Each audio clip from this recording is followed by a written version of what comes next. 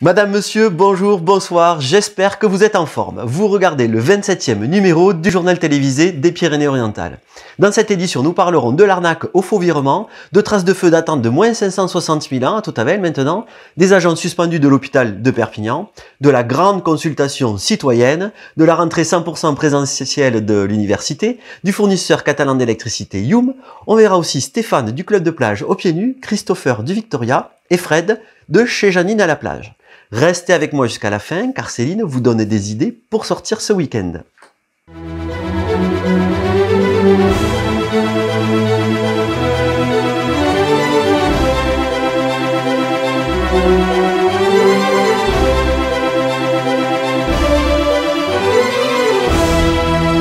On commence par la question de la semaine. Croyez-vous en l'objectivité de la presse? Eh bien, vous êtes 94% à avoir répondu non et seulement 6% à croire en l'objectivité de la presse. Je crois que ça se passe de commentaires.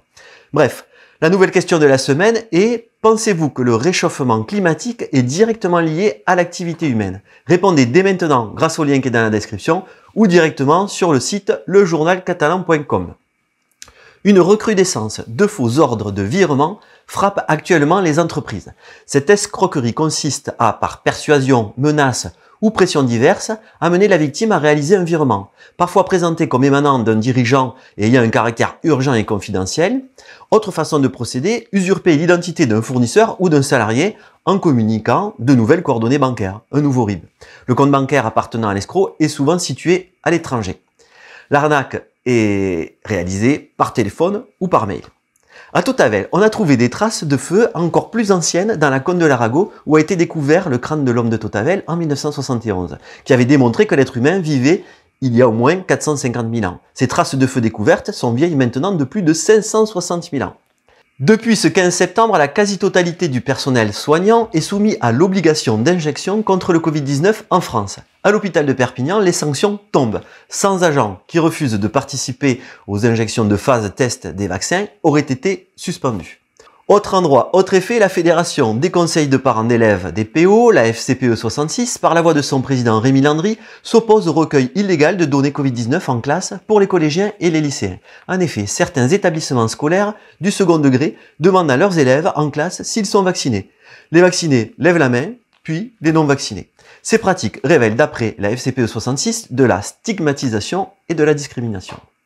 À Canet, une première borne d'appel d'urgence a été installée place Méditerranée. Un simple bouton permet de joindre vocalement la police municipale. La sécurité à Canet est une préoccupation majeure pour la municipalité et son maire Stéphane Loda. Si l'utilisation de cette borne d'appel d'urgence est concluante, ce dispositif sera étendu à d'autres secteurs de la ville. Pour mieux faire face aux risques côtiers et au changement climatique, dès 2019, les 4 collectivités de la côte catalane, Perpignan, Méditerranée et Métropole, avec la commune de Locat, la communauté de communes Sud-Roussillon et la communauté de communes Albert-Côte-Vermeille-Ilibéris se sont associées pour faciliter la gestion intégrée du littoral. Les collectivités ont formalisé ce partenariat par la signature d'un document contractuel ce mercredi 15 septembre. Aussi, je vous annonce un gros événement pour Perpignan Méditerranée Métropole, la grande consultation citoyenne, qui est lancée auprès de la population depuis mercredi jusqu'au 15 octobre prochain. Une occasion exceptionnelle pour les habitants des 36 communes de la communauté urbaine de PMM de donner leur avis et de participer à l'avenir du territoire.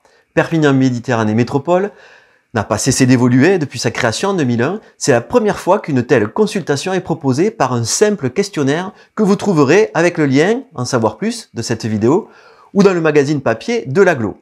On écoute Robert Villa, le président. Cette consultation elle va permettre à l'ensemble de nos concitoyens, plus de 270 000 sur le territoire, habitants des 36 communes, de pouvoir s'exprimer sur l'avenir de leur territoire. C'est la première fois que Perpignan Méditerranée propose un tel style de consultation afin d'inviter tout le monde à venir participer au devenir de leur territoire. Chacun pourra s'exprimer. Souvent, nos concitoyens, on le sait, râlent par rapport aux actions des élus, râlent par rapport à tout ce qui se fait. Eh bien là, on leur donne l'occasion, eux, de participer, de prendre part aux décisions des projets qui sont à venir.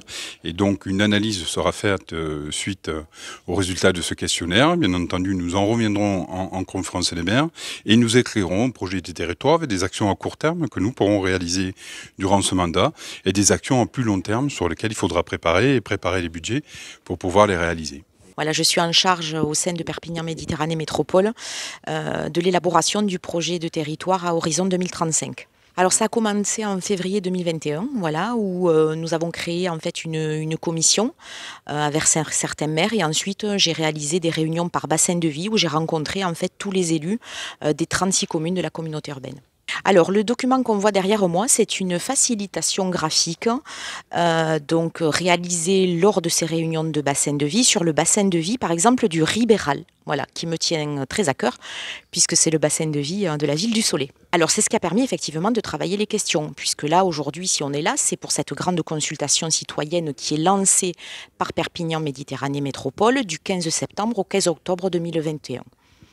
Mi-septembre, la rentrée scolaire est consommée, les étudiants français et étrangers ont retrouvé les bancs de la fac, une rentrée universitaire quasi normale, à part les gestes barrières et un masque imposé à l'intérieur comme à l'extérieur. L'occasion pour nous d'aller rendre visite au nouveau président élu en janvier 2021 de l'université de Perpignan, Yvan Auguet. Ce qui est très important, c'est que pour la première fois depuis ma prise de fonction, les équipes sont au complet. Donc ça, c'est très important. Le plus important aussi, c'est évidemment nécessairement le retour des étudiants et des collègues sur le campus universitaire. C'est évident. Donc c'est un retour sans aucune jauge, mais c'est un retour qui suppose évidemment le respect des gestes barrières. C'est la raison pour laquelle donc j'ai maintenu des conditions strictes avec le port du masque encore, même en extérieur, sauf circonstances particulières. Les profs et les élèves fonctionnent tous en présentiel. Pour le personnel administratif, c'est différent. Il est possible de télétravailler. Aujourd'hui, si vous voulez, le télétravail a été fortement encouragé pendant la période de crise, mais aujourd'hui, cette période est terminée puisque nous avons la nouvelle équipe a mis en place, si vous voulez, une charte du télétravail. Et donc, effectivement, nous avons aujourd'hui sur 450 personnels BIATS, c'est-à-dire administratifs, techniques et de bibliothèque, près de 200 collègues qui se sont positionnés sur le télétravail. Donc, ce qui signifie qu'il y avait une attente et c'est donc un succès dans un cadre qui désormais est fixé pour l'établissement. Travailler chez soi, c'est bien, mais est-on aussi efficace que sur le lieu de travail ? Alors ça fait partie effectivement de ce qui relève de l'opérationnel. Et donc j'ai eu une discussion avec Madame la Directrice Générale des Services qui s'est aussi emparée de ce dossier, puisque c'est une mise en place qui a été le fait de l'équipe politique et nous avons désormais l'accompagnement administratif, c'est-à-dire que concrètement, nous sommes en train de réfléchir aux outils techniques qui permettent d'assurer la continuité téléphonique, qui permettent d'assurer la continuité du travail, qui permettent d'assurer pour les personnels en situation de handicap la mise en place de matériel adapté, sièges ergonomiques et autres. Donc c'est une mise en place et d'ailleurs dans la charte que nous avons adoptée, en réalité nous avons prévu pendant cette année universitaire que ce soit une année de test en quelque sorte qui pourra conduire à la révision, à des amendements de cette charte si on considère que nous avons oublié des choses, que certaines choses doivent être améliorées. Donc on se laisse quelques mois pour améliorer le dispositif. A noter cette année une évolution pour les 8 DUT, diplômes universitaires de technologie, qui se faisaient sur 2 ans, sont remplacés maintenant par les BUT, bachelor universitaire de technologie, qui durent 3 ans. Je rappelle ici que l'UPVD, l'université de Perpignan via Domitia, accueille les étudiants sur 5 sites dans les Pyrénées-Orientales. Le campus du Moulin-à-Vent, bien sûr, le campus Mailly en centre-ville, à Font-Romeu, à Technosud avec l'école SUPNR et au lycée Rosa Luxembourg à Canet. Une belle rentrée aussi pour Youm, le fournisseur d'électricité catalan qui a dépassé les 500 clients.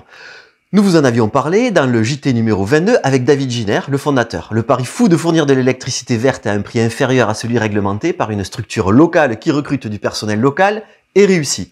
On écoute Karine cette fois. On a ouvert le 1er juin. Il y a eu une phase une grosse communication sur les journaux locaux, sur les bus, etc. On a essayé de dire aux gens qu'on était là, sur les réseaux également. L'été nous a pas aidé parce que ça a été un petit peu calme et d'un coup c'est parti là à la rentrée. Donc on a atteint quasiment les 500 clients en l'espace de 3 mois. On est sur du 50-50 particuliers et professionnels. On a pas mal de professionnels qui nous suivent parce qu'on a fait en sorte que les commerçants et les artisans aient des tarifs équivalents aux particuliers. Du coup, on a pas mal de professionnels dans des secteurs d'activité complètement différents. On a de l'industrie, on a des viticulteurs, on a des gens dans le bâtiment. On a même une grosse société qui accompagne la transition énergétique du département depuis des années, pour pas la nommer Texol, qui a souscrit chez Youm. Voilà, donc on essaye d'accompagner les gens, de leur faire comprendre que on a un outil qui permet d'acheter de l'électricité 100% verte à des tarifs moins chers que le tarif réglementé en vigueur et qu'on est là pour les accompagner. Vous pourrez retrouver les filles sur la Foire Expo sur le stand E12 dans le grand hall face au bar. Il suffit de leur amener une facture et elles s'occupent de tout. Vous pouvez aussi le faire facilement sur youm.fr ou appeler de suite Aurélie. Pour souscrire, c'est simple. Il y a deux façons. Soit directement sur notre site internet en 5 minutes. Il faut juste fournir le numéro de point de livraison et un RIB. Soit m'appeler au bureau de 9h à midi et de 13h30 à 17h30 du lundi au vendredi. Et moi, ensuite, je fais la souscription et je m'occupe de tout. La fin de l'été signifie le démontage des clubs de plage, une saison réussie dans l'ensemble, même si certains restaurateurs ont eu du mal à trouver du personnel. Certains n'ont même pas pu ouvrir dans les temps, faute de chef de cuisine. On écoute Stéphane et Myriam du club de plage Aux Pieds Nus à Canet. Alors aujourd'hui, nous avons organisé le journée closing pour finaliser la saison d'été qui a quand même été une très très bonne saison, même s'il y a eu un mauvais départ avec à peu près 19 jours de retard. Et aujourd'hui, pour remercier nos clients, nous avons donc invité pas mal de notre clientèle qui sont là toute la saison avec le groupe Sugar. Je remercie le journal TV Catalan qui a aussi organisé sa soirée ici au sein du club. Une très très belle soirée, bien organisée par Jean-Michel. On te remercie Jean-Michel. Et on te donne rendez-vous ainsi qu'à toute notre clientèle la saison prochaine. La dernière soirée, appelée Closing du Victoria à Sainte-Marie-la-Mer, tenue par le célèbre Christopher, a réuni sur la plage plus de 800 personnes. Une première pour ce restaurateur, servir 450 couverts. Alors merci beaucoup déjà pour tout ce public, pour tous ces clients qui sont là, ils étaient présents pour moi. Et c'est la première fois que je fais autant de couverts de ma vie. Et je remercie tous mes clients du fond du cœur, 490 couverts, magnifique. Et merci TV4, merci à tous et vive le Victoria l'année prochaine. Le closing, c'est fini.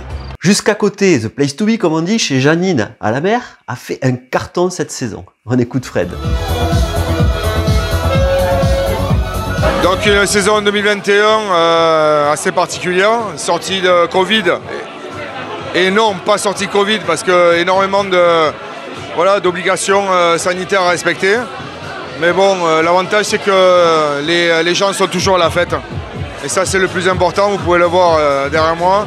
On essaie de s'adapter, c'est un métier qui est en pleine évolution. Donc tous les jours on se remet en question et c'est important de le faire. Et malgré la situation, on répond présent, on répond aux attentes des gens.